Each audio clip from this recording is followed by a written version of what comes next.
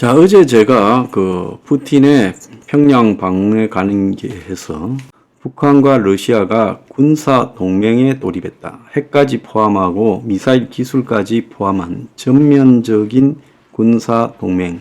특히 한쪽이 공격받을 때 다른 쪽을 같이 공격하면서 싸운다.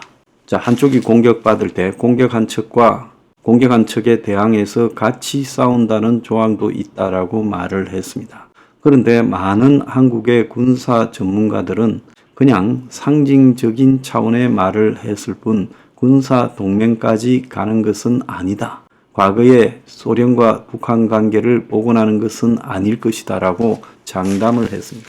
저는 핵군사 동맹이라고 어제 이야기를 했습니다. 그런데 김정은과 푸틴의 조약문이 뒤늦게 공개가 됐어요. 그래서 거기 내용에 북한과 러시아가 전쟁 때에는 지체 없이 군사 원조를 한다라는 게 분명히 명문화되어 있는 포괄적인 군사 전략적 동맹이라는 거예요. 그래서 어제는 이 일부 이야기들만 밖으로 나왔는데 그걸 보고 한국 정부가요, 이 북한과 러시아의 이 동맹에 대해서 그냥 간과하고 넘어갔다가 이제 하루가 더 지난 어제 저녁부터 오늘 아침까지 뒤늦게 강경 모드로 변했습니다. 그래서 정부가 이 북한과 러시아 간의 맺은 동맹의 수준을 제대로 예측하지 못했다는 거고, 또 이런 부분에 정부에 조언하는 한국 내부의 군사 전문가들의 수준이라는 것들이 참으로 유치하다는 겁니다.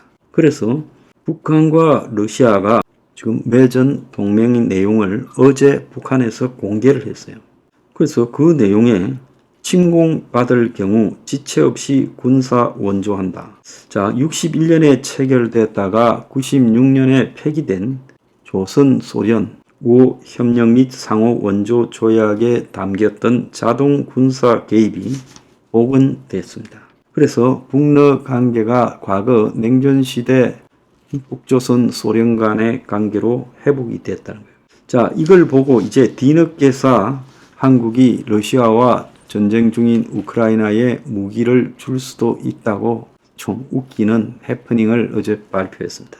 북한 조선중앙통신이 김정은 푸틴 간에 맺은 19일 서명한 조약 전문을 공개했어요.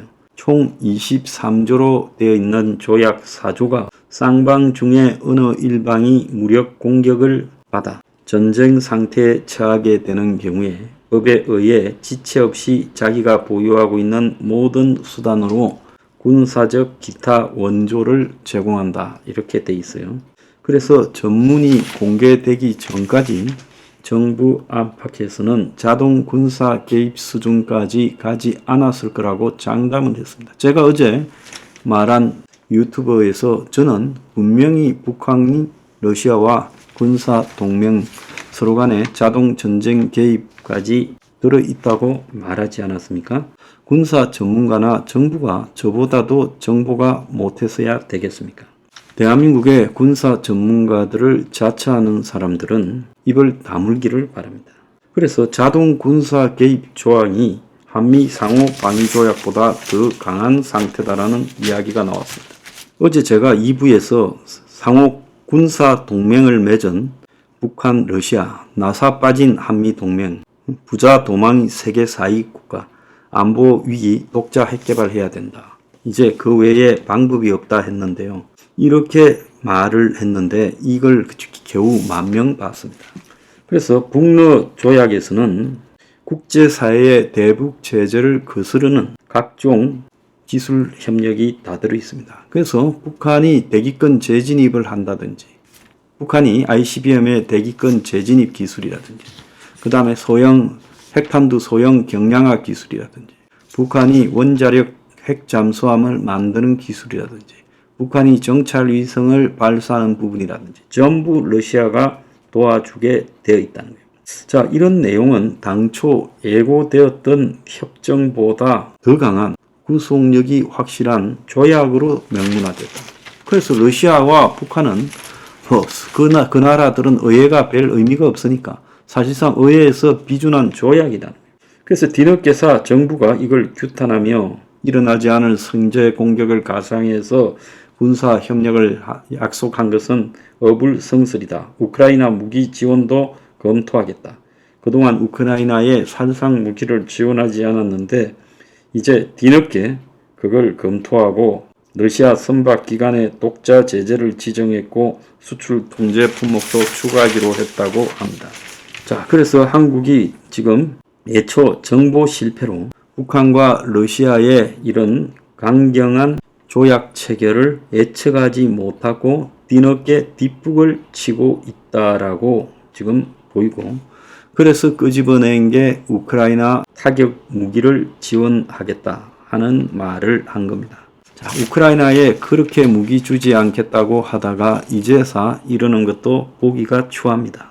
그래서 우리가 북러의 미를 움직임에 대해서 기민하게 대처하지 못하고 판단 착오를 했다.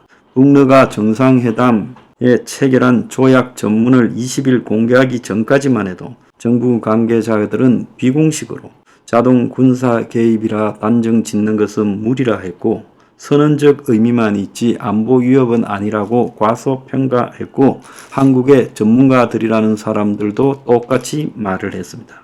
그런데 20일 북러가 지체 없이 군사 원조한다는 걸 포함한 조약 전문을 공개하면서 정부의 판단에 문제가 있었음이 드러났고, 이런 사태를 예측하지 못한 건 최근에 푸틴이 한러 관계에 대해 페인트 모션으로 우호적인 발언을 하니까 그걸 믿고 쏘갔다는 거예요.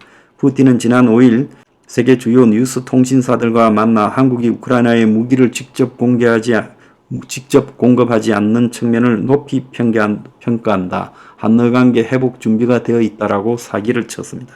그러고 난 다음에 한국은 푸틴이 북한을 방문해도 러시아에게 일정하게 선을 넘지 말라고 경고성 소통도 했고, 러시아가 선을 넘지 않을 것이다라고 생각했는데, 그래서 결국은 이런 것들을 이런 판단을 하다가 뒤통수를 제대로 맞았다는 거예요. 그러니까 푸틴이 러시아에 가기 전에 러시아에다가 아주 초강경한 입장을 밝혔어야 되는데 이제 뒤늦게서 러시아가 까니까 난리가 난 거예요. 어제 오전까지만 해도 태평성대했습니다. 제가 어제 뉴핑을 녹화하면서 어제 오전에 이 둘이가 군사적인 지원 핵기술까지도 교환한다고 내가 말하지 않았습니까? 그래서 오판했다라는 비판 때문에 완충장치가 있다. 유엔 헌장과 국내법 규정, 자동 군사 개입이 포함된 조약이 아니라고 할 수 있다고 헛소리를 하고 자빠졌습니다. 이제 북한과 러시아가 서로 간의 아쉬운 측면을 공유하고 또 각자 가지고 있는 자기들과 친한 독재 국가들과 이런 협상들을, 이런 합의들을 확산시키면서 불법 무기 거래라 제재, 경제 제재 등을 둘 다 무력화하는 방법이 지금 열렸고, 솔직히 말하면 군사 동맹을 맺었다고 확인한 것이다라고 인정해야 된다고 봅니다. 참 한국의 군사 전문가들, NSC 안보 책임자들 쪽팔리지 않습니까? 그냥 나한테 와서 자문을 받으세요.